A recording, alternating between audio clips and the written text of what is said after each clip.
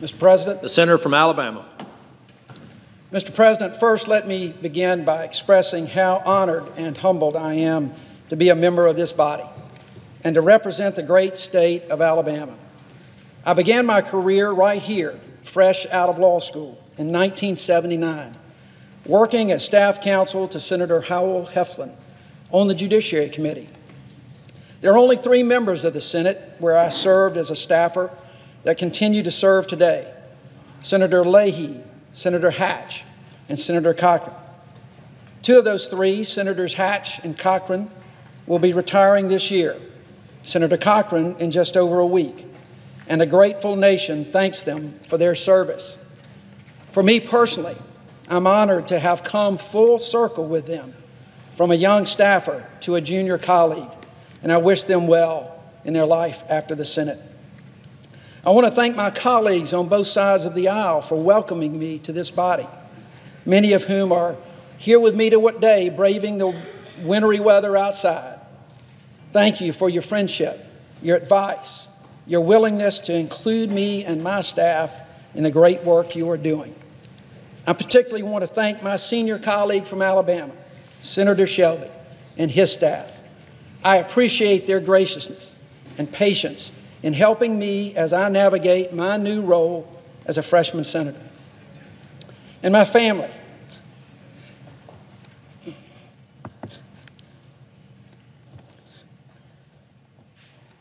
My amazing wife, Louise, incredible kids, Courtney, Carson, Christopher, who so fully supported me in my quest to reach the Senate, but more importantly in my life.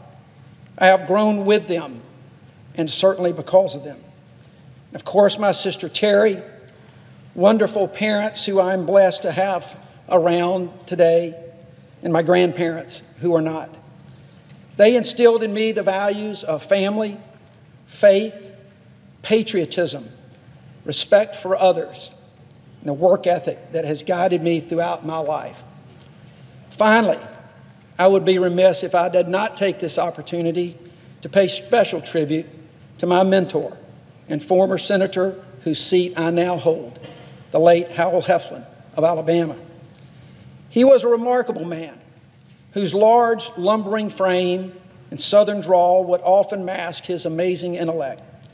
His compassion and sense of justice for his fellow man forged a path for myself and so many others that worked for him over the years.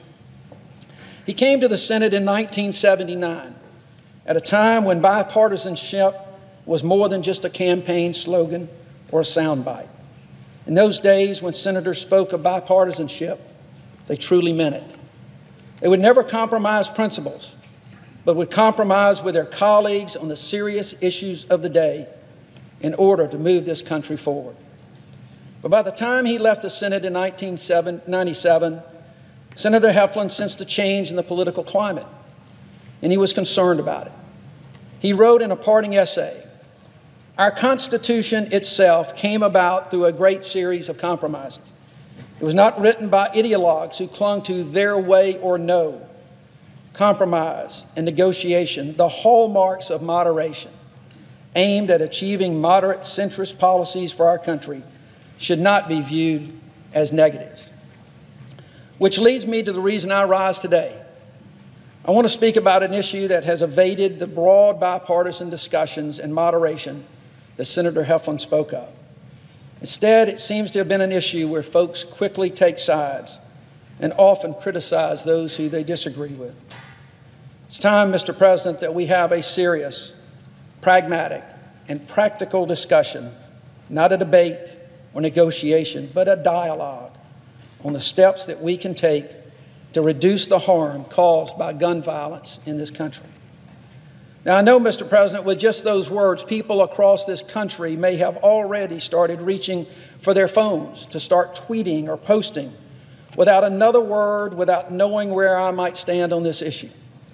That just seems to be the way it is in America these days, which is so unfortunate, because once you take a side, it is hard to come off. In the wake of yet another mass shooting and the rising voices of young people across the country, it is our responsibility, our duty, to have a serious discussion about guns and gun safety. But that conversation has to be twofold. We must acknowledge the deadly consequences that can follow when a gun is in the wrong hands, but also recognize and respect the freedom to own and enjoy guns by law-abiding citizens as guaranteed by the Second Amendment to the Constitution. Those two concepts, Mr. President, are not mutually exclusive. But before I jump into the actions I believe that we can take today, I want to go back and explain just a little bit about where I come from. Growing up in Alabama, I learned to shoot from my father and grandfather. I was not much of a hunter in my youth, but whether it was cans or bottles on a tree log or the occasional skeet, we simply enjoyed shooting and always had a few guns in the house. The distinction between a hunter and someone who just enjoys guns and shooting is significant. To this day, I still have my father's old .22 rifle, my grandfather's pistol that he gave me, and a couple of rifles and shotguns I got as presents as a kid. But my interest in hunting began to grow when my youngest son, Christopher, who was born 20 years ago this past Monday, at an early age, he was fascinated with guns and hunting. So with my wife's blessing, I took up the sport so that he could learn gun safety and conservation from me.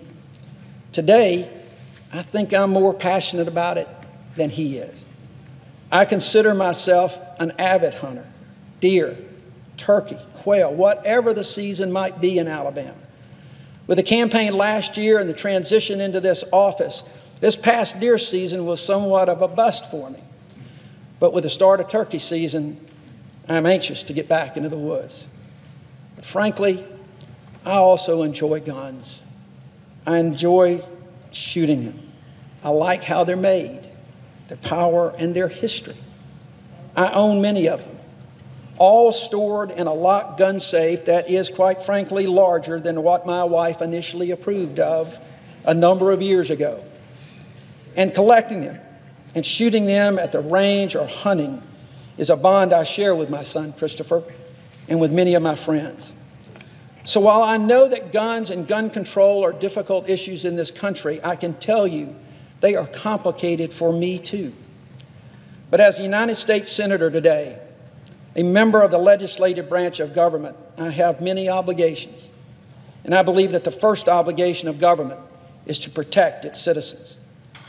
We spend unimaginable amounts of money fighting our enemies abroad and terrorists who would attack us at home.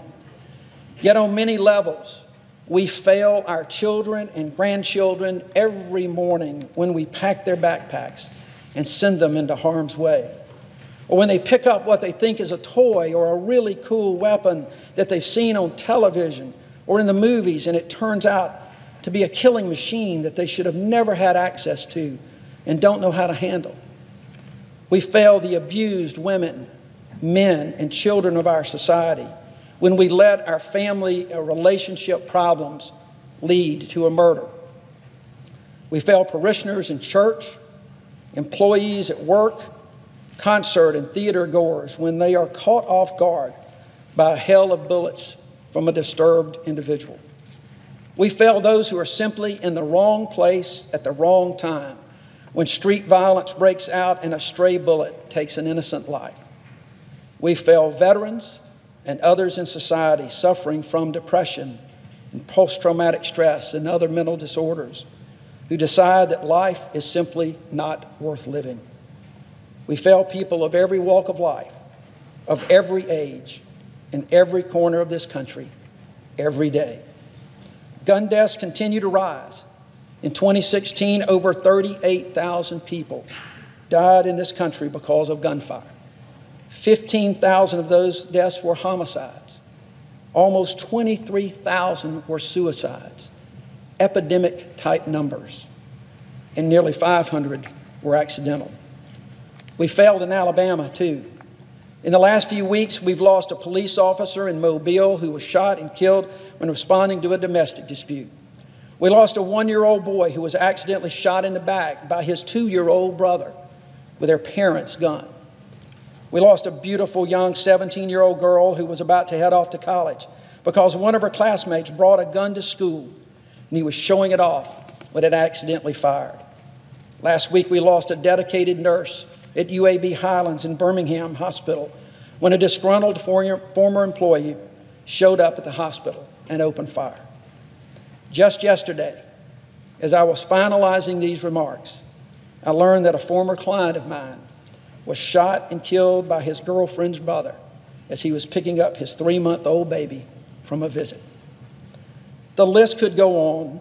Similar tragedies take place every week in every one of our states. These stories don't grab national headlines, but they are examples of the gun violence that has become commonplace in our communities. In 2016, Alabama had the second highest rate of gun deaths in the nation. That means 1,046 Alabamians were killed by guns that year. Worse yet, our gun deaths increased by a staggering 34% between 2005 and 2016. As a former prosecutor, I work closely with law enforcement. I've seen firsthand what weapons in the wrong hands can do to families, communities, and societies. When I was U.S. Attorney, we had a program called Isolating the Criminal Element where we tried to crack down on illegal weapons in our communities. As most of you know, my career was defined by prosecuting the killers of children. It was September 15, 1963, when a bomb placed outside the ladies' lounge of the 16th Street Baptist Church in Birmingham exploded, killing 4 beautiful young girls. I wish I could turn back time and do something that would have prevented it altogether. Had I or anyone else had that moment, it might very well be one of those young girls giving this speech today and not me. I stand in that moment now, and so do you. So does our country. I believe we've finally reached a tipping point regarding gun violence now, not because of the shooting in Parkland, Florida, but thanks to the millions of young voices across this country, led by students at Marjory Stoneman Douglas High School. Much like the students who took to the streets of Birmingham in 1963, were attacked by fire hoses and police dogs, who woke the conscience of America to civil rights, these young men and women are awakening the conscience of America regarding gun violence. I'm pleased that one of those young men, Alfonso Calderon of the Marjory Stoneman Douglas High School, is here with me as my guest in the gallery today. You know, we could spend days in this chamber debating the meaning of the Second Amendment. We can let our nation further divide itself while more lives are lost. We can fret about what people are saying about us on social media or whether we might lose campaign contributions. We can again choose the path of inaction in the face of yet another mass shooting and expect different results. Or we can take another path. Let us find what we can agree on, act on it, and begin to make our country a safer place. We can be reasonable here because we all want the same thing, a safer country, a safer world. At its core, the Second Amendment was an effort to protect Americans. Let us do the same. But in order to do that, we need to build more trust in this body and encourage camaraderie. More importantly, we need to fundamentally change the way we talk about difficult issues in our country and set an example for our fellow Americans to follow, to dial down the rhetoric. Remember that for every action, there is an equal and opposite reaction, is not just one of Newton's laws of motion, but also one of political rhetoric. Extreme views promote equal but opposite extreme views. For those who want more gun restrictions, instead of focusing your energy on banning certain weapons, which frankly and as a practical matter just simply cannot pass this Congress, focus instead on efforts to keep those weapons and others out of the hands of those who would do us harm. You can't simply demonize the NRA and pro-gun groups. While I know that these groups sometimes take what many, including me, consider extreme positions, they also represent millions of law-abiding gun owners who are concerned that their right to bear arms are at risk. For millions of Americans, gun ownership and enjoyment is a cultural issue with deeply held beliefs. Addressing the issue is simply not like regulating stock transactions or cutting taxes. And to those who would seek to maintain the status quo, like the NRA or anyone else, please stop using scare tactics to try and convince law-abiding gun owners that the federal government is hell-bent on taking their guns away. That is simply not going to happen, and everyone knows it. We also need to get past the idea that more guns in society will make us all safer. The statistics and the data simply do not support that. We don't need guns in the hands of school teachers. Simply having more good guys with guns is not the solution. Americans just simply do not want to return to the days of the Wild West. This topic, like so many others, has become a space that is less about having a thoughtful conversation and instead devolved into a clash of cultures. As leaders, we must reject the us against them mentality, because ultimately we are all Americans who are united by a common bond of shared values and love of country. There will always be the forces that seek to sow division and discord. Our challenge and our mission is to prevent them from succeeding. We can seize this moment by changing the conversation and our country. Let's start a productive dialogue and work toward a comprehensive bill that includes ideas we should be able to agree on. There are already a half a dozen proposals in this body that have bipartisan support.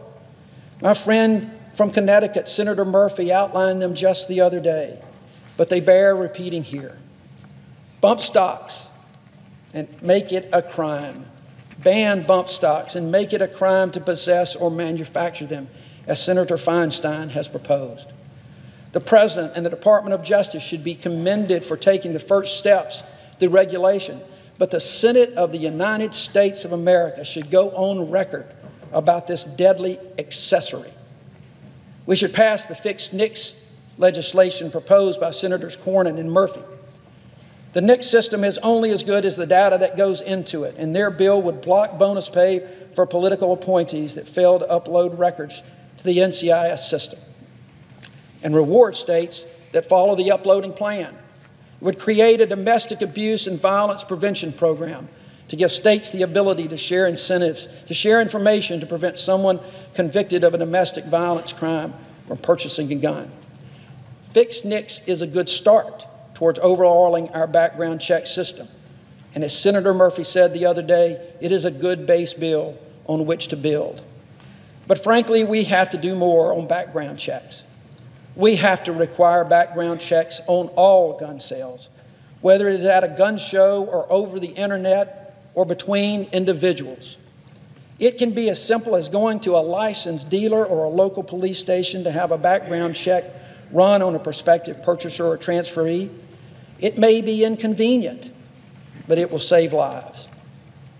With universal background checks, however, I would also suggest a couple of companion measures. For instance, in my view, it is entirely appropriate for a family member to sell or give a gun to another close family member, as they should be presumed to know whether their relative is prohibited from having a gun. We can consider other exceptions for those who carry a valid concealed carry permit or between law enforcement officers. But in carving out those exceptions, we should also increase both civil and criminal penalties for anyone who knowingly transfers a gun to a prohibited person, and provide the necessary funds to the Department of Justice to prosecute those individuals when appropriate. We can take steps to deter prohibited individuals from even trying to purchase a gun. Senator Toomey's NICS denial notification bill would allow reporting to state and local authorities when someone has tried to purchase a gun and has been denied, and it would require DOJ to report to Congress on such prosecutions. To his credit, Attorney General Sessions has announced that DOJ will vigorously prosecute those who make false statements in connection with their background checks. We should ensure that he has the resources to do so.